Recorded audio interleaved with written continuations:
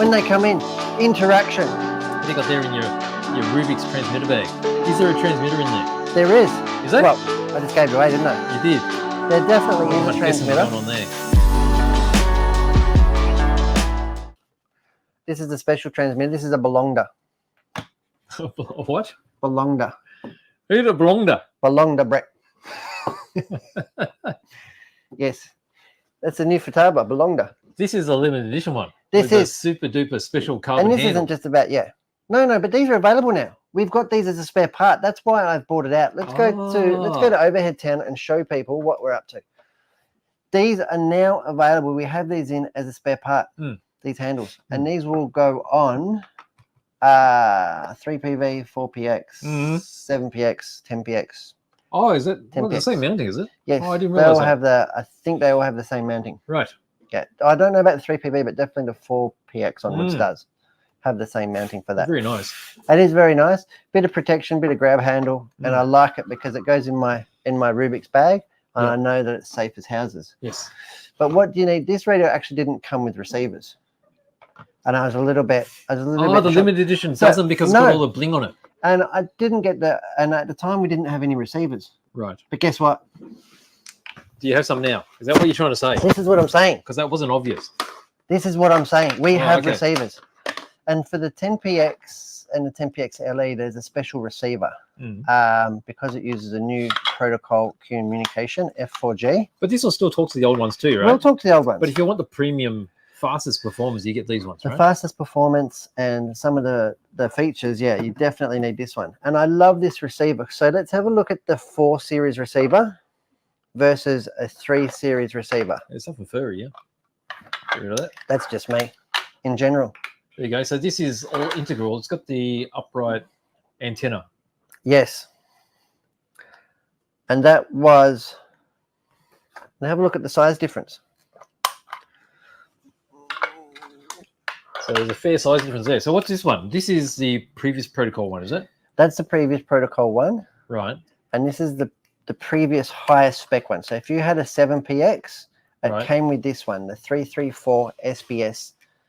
Okay, and that's, so these are both electric versions. So this one here has the antenna inbuilt in this little case. And this one's got the external and this one has a little, but you put a little dunga. Right. That's the technical term. The dunga. The dunga.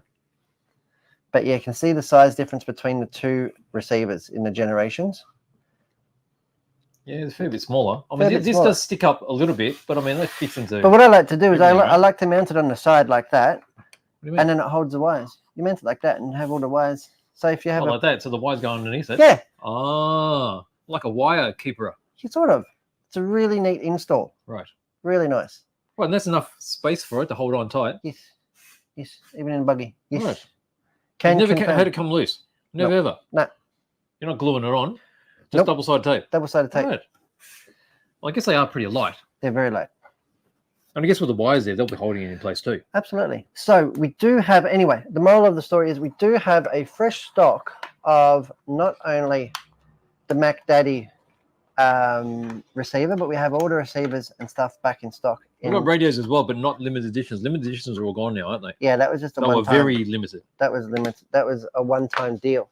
Yeah. But what we do have, go in the front one. Oh, what do you got there? You got box lots of stuff. What's that one say? I don't know, I can't read it.